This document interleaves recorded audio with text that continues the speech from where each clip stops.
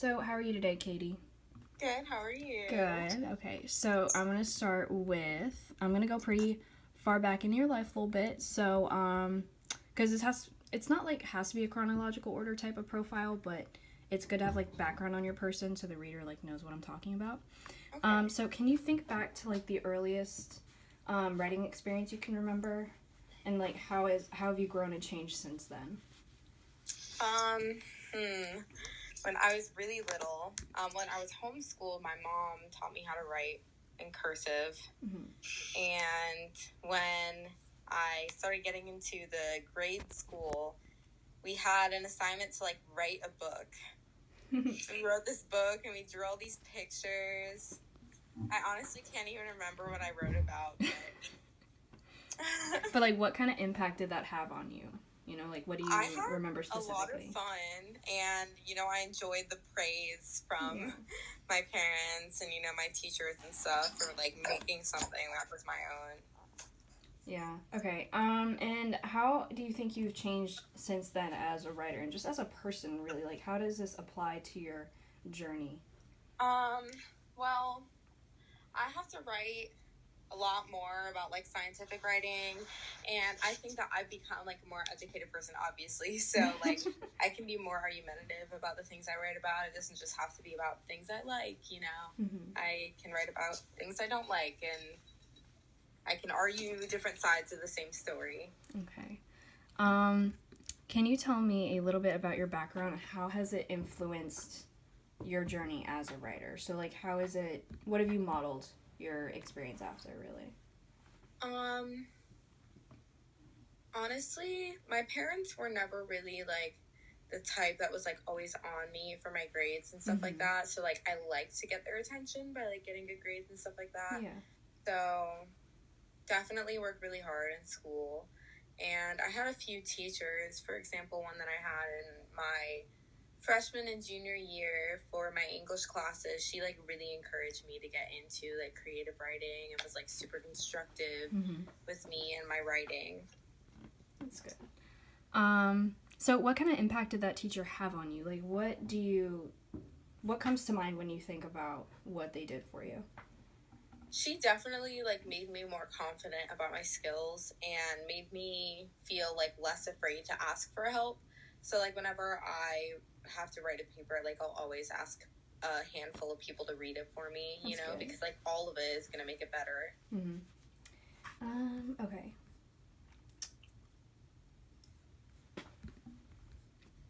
Can you describe like how your family influenced your development and like learning how to read and write? Like, what do you remember from that time in your life? A lot of comic books and like Spider-Man baby books and stuff like that, because that's cute. like what my dad was into and my older brother. So like I always loved to read and do what they did. So yeah. Okay.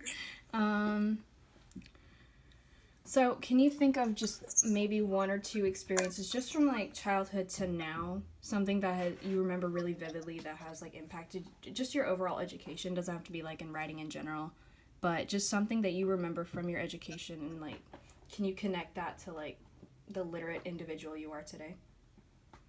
My psychology class was like really, really interesting, and it shed light on a lot of things that I struggled with in life, like my relationships and friendships and stuff like that. And that definitely like gave me a better perspective on the world. And not only that, but like a better perspective on other people and other sides of arguments that I might not have understood to begin with. So I think that has totally helped me in terms of like college Democrats and like debates and being able to understand like the conservative viewpoints from a more neutral perspective. That's good. So, with psychology, it's like a lot of nonverbal communication. So, like, like showing disorders or whatever. How did you use nonverbal communication with verbal to kind of understand all the strategies that you picked up? I think that body language is like a super, super important part of communication. So if you're like having a conversation with somebody about a topic that you totally disagree with them on, or a controversial topic, you're not going to want to sit there with your arms crossed and say, oh, well, like, I see where you're coming from, and Yeah. like, shut them down. You know, there are a lot of like little things that you might not realize that would shut somebody down in a conversation like that. So just like being open and understanding, making eye contact, and like showing them that you're listening and responding to what they are saying instead of just holding on to what you want to say and then blurting that out at the end of whatever they have to say. Yeah. Okay. So, how has your writing grown or evolved over the course of your different classes and, like, college Democrats, for example, like all your activities? I have definitely, like, throughout all of my classes, I've written in a lot of different ways, whether it's like creative writing, making up stories, or opinionated pieces, writing about art or literature, or argumentative pieces, writing about policy and two sides to um, a certain policy. And then there's biology and chemistry where you're writing neutral and just talking about like experiments and results and facts. So I've definitely gained a lot from that. And obviously college democrats is like more conversational and persuasive because you want to convince people not only of your like side in politics, but you want to convince people to get involved. Yeah. Okay. Which is something really different. So, how does that experience kind of involve all the soft skills that you've had to learn? So, like your time management, how do you utilize that in like communication and professionalism? Like, how do you stay, your middle ground? Like stay on top of all my stuff, you know? Yeah. My planner is like my best friend, so that is super important. And if you are going to make a commitment, it's super important to stick to it. Even if somebody says that they're lax on that, you want to present yourself in a certain way. So it's definitely about biding my time between my classes and my commitments, like research or shadowing. Those are things that I really have to stick to at a certain time and a certain day, whatever I specify. And then like homework and stuff is just something that I kind of plan around it. Okay. And then how do you suggest for others, like, how to, be the way that you are, how to keep that, time management and those skills? What do you suggest for others to, like, try to do from your perspective? What works best for me is writing stuff down by hand.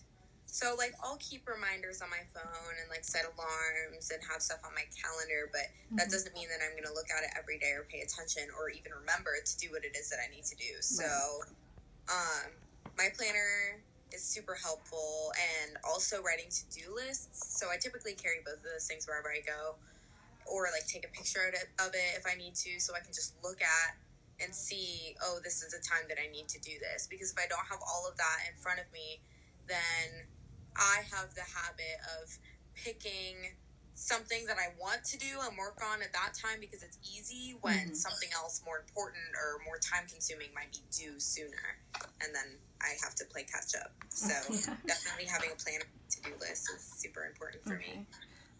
So we in my class have been discussing literacy sponsors. So what that is someone or something that can either help you become literate or like restrict your access. So the example that I gave is we had like a book, like learning to read type program in partnership with the 8th grade. I was in 1st grade at the time. So this girl would come twice a week and like help me learn how to read. So in your life, who or what can you think of that has been like your literacy sponsor? It can be like a teacher, a book club, tutoring, study group, just anything along those lines. My granny is the first thing that comes to mind because she was always super into, she's an avid reader still, and so she would always encourage me to read books, and I would get like $1 every time I read one, and she would buy me all these books and write little messages in them for me every time I would visit. And so that was definitely like a huge incentive for me to read because it made her happy and it made me happy, and I would get to like go to the Dollar Tree, so that was always exciting.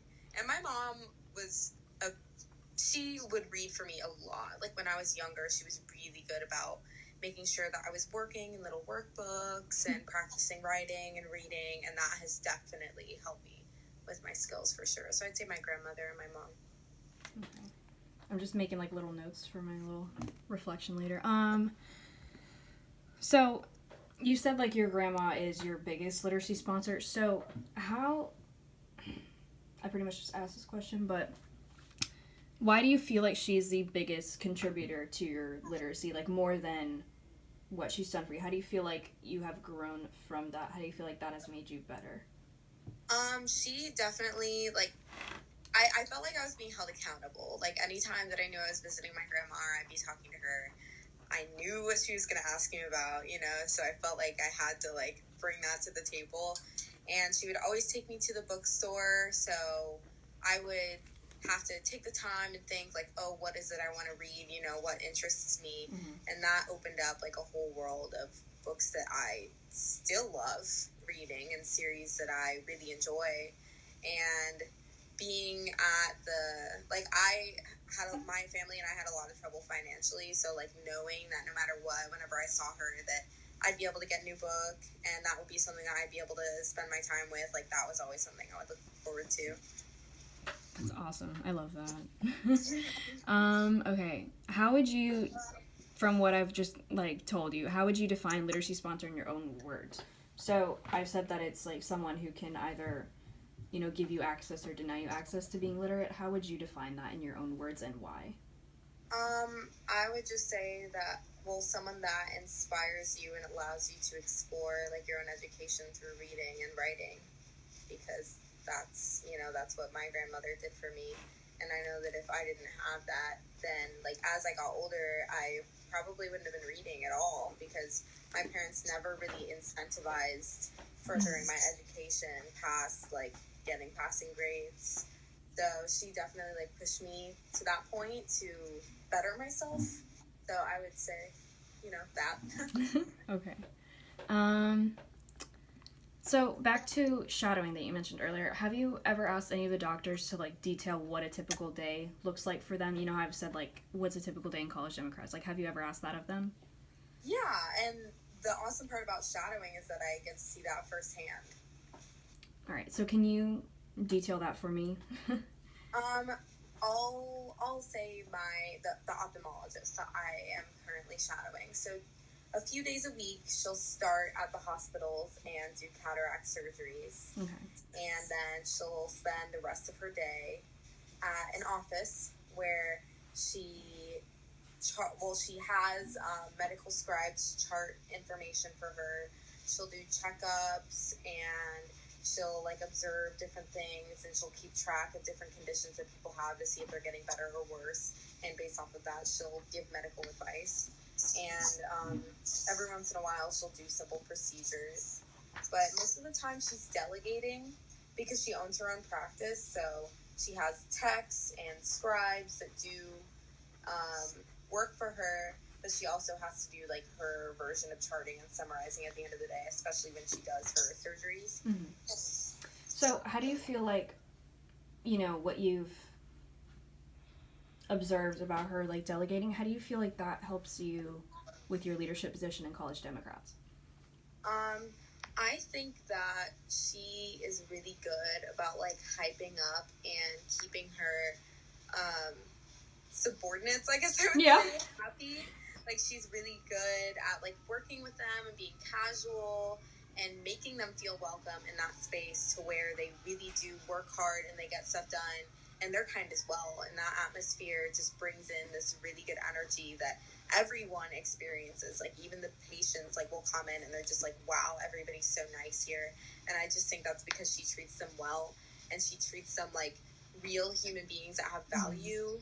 Whereas I feel like a lot of doctors have this ego about them to where they just don't care, you know? Yeah, because they were like, oh, I went to medical school, you know. Exactly, like, and they like bow feel down, like whatever. better than everyone. But like she really like levels with these people and like connects with them on a personal level. So how do you feel like for you, what am I trying to say? Like how that would apply to me? Yeah, like how does that inspire you, you know, to pursue whatever career you're choosing?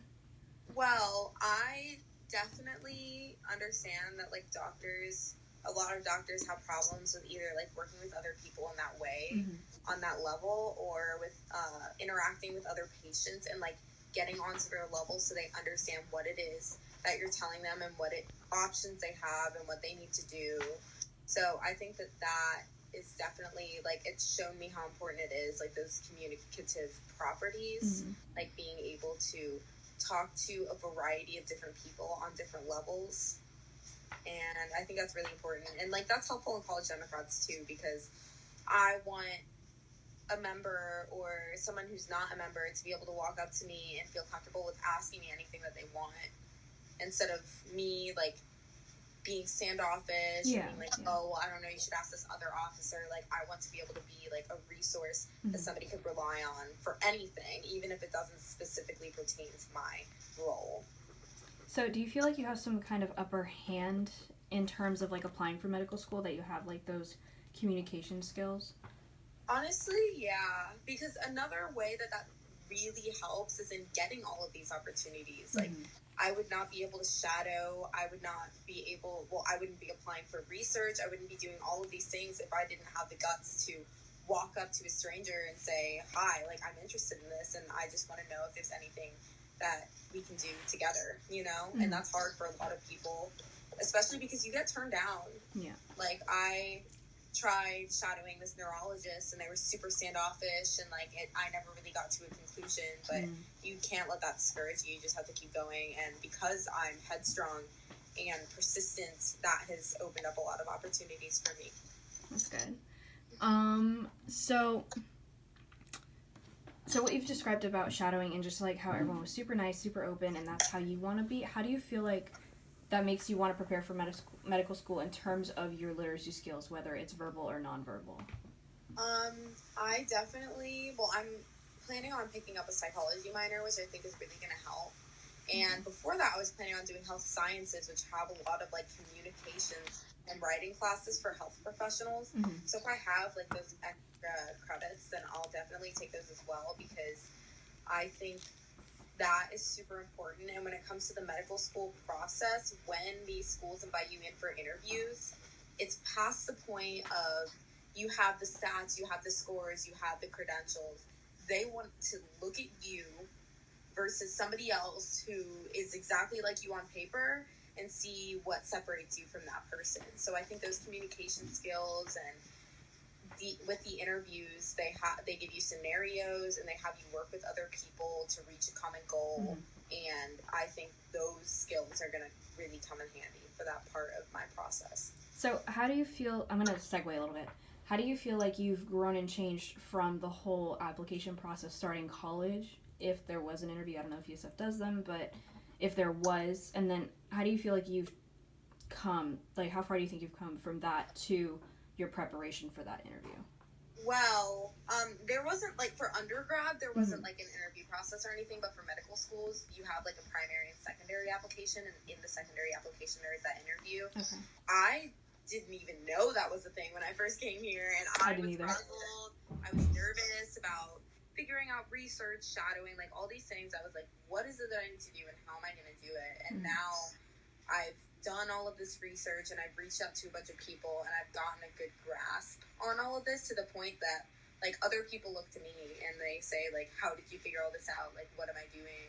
You know? So I think that has definitely given me an upper hand, the fact that I looked for what it was that needed to be found, because a lot of these opportunities are not going to present themselves to you. Like, you have to go out and find them and get them. So exactly. That's been really helpful. So you feel like you've kind of assumed this, like, leadership position outside of college Democrats, just you as a person. Yeah. So I feel like that definitely is the upper hand too. Yeah, I've literally been talking to, like, friends of mine who switched over to bio majors and talked to them about med school, to, like, strangers walking up to me and overhearing my conversations and saying, like, how is it that you know all this? Like, what can I do? How can I get involved, you know? So that has definitely been a benefit for me, and I'm hoping that I can use that to obtain an officer position in, like, the pre-med club at school. Oh, yeah, that would be great. Yeah. Yeah, because then I feel like that would be another, like, they would look at you like, oh, that's on her application. Exactly. So, I'm going to go a little bit more into college Democrats real quick. So, one of our main things, we are, like, studying rhetoric, so we talk about, like, audience, who the rhetor is, so basically, like, the author, and what are the constraints. So like what are your like limitations. So you said in your last interview that you have to keep everyone, middle ground. You have to be the mediator. You don't want anything to get too heated. So what kind of constraints are you required to follow? So how do you keep your composure when everything gets heated? How do you get everyone to keep theirs? Sometimes it can be difficult because two of the most opinionated people that I know in the club are the president and vice president. So, there's only so much I can do in like reeling them in, right. Because they are like technically my superiors. Mm-hmm. So I typically, like, when I see people getting carried away, like those two specifically, I'll just like make eye contact and like gesture that we need to keep things going, because people get really passionate about things and they get carried away, and that's not their fault, but we only have so much time. So I think it's just about like letting people know like where we're at in the meeting and who else has something to say, because we want to make sure that everybody feels included. So I think that's like my space and my like position in that situation. Okay, so as communications director, how do you personally like express yourself? Like what how do you bring your voice and your own style into what you're trying to bring to everybody? What are you trying to keep everyone in the know? Well, basically, like in our meetings, they'll like give little updates about stuff, but I'll just make sure to let people know that if they have any questions or if they want to get involved with specific things like events, for example, we're going to be making poster boards for the next event company. So I just make sure that I chime in and say, if you have any questions, you can talk to me after the meeting. You can DM us, or you can email our president, So, like, I want to be able to be, like, that first resource for them, because I can get all the information, so that way, like, everybody else doesn't have to be bothered with it, That's so nice of you, yeah. Okay. So, what do you like writing about or reading outside of anything related to school, Democrats, shadowing? What is like at your heart besides all of that? Like, who is Caity in terms of that?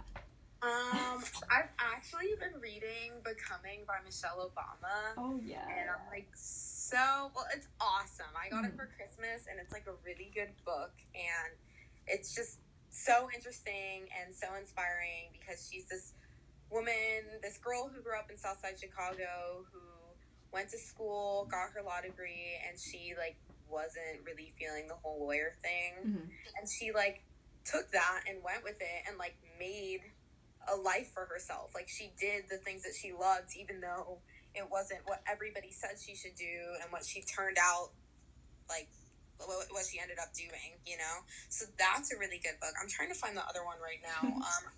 I'm planning on reading this book about the truth about like drug companies and big pharma. Yeah, so everyone needs to know that. I think as a medical professional and as a member of College Democrats, like that information, here it is. That information is like really, really important, because I want to be educated and I want to know like how my patients are being affected by like these prices and the insurance companies. It's called The Truth About Drug Companies. So yeah, awesome. So how do you feel like what you've read in Michelle Obama's book, what part of that speaks to you, if anything, and why? Like, what speaks to you from that?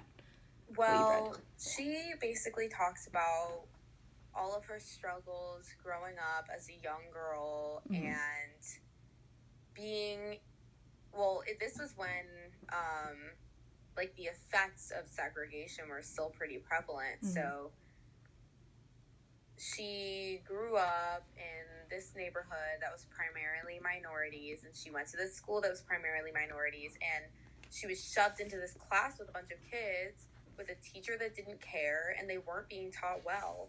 And luckily, her mom had the sense to get her out of that situation and put her into higher education.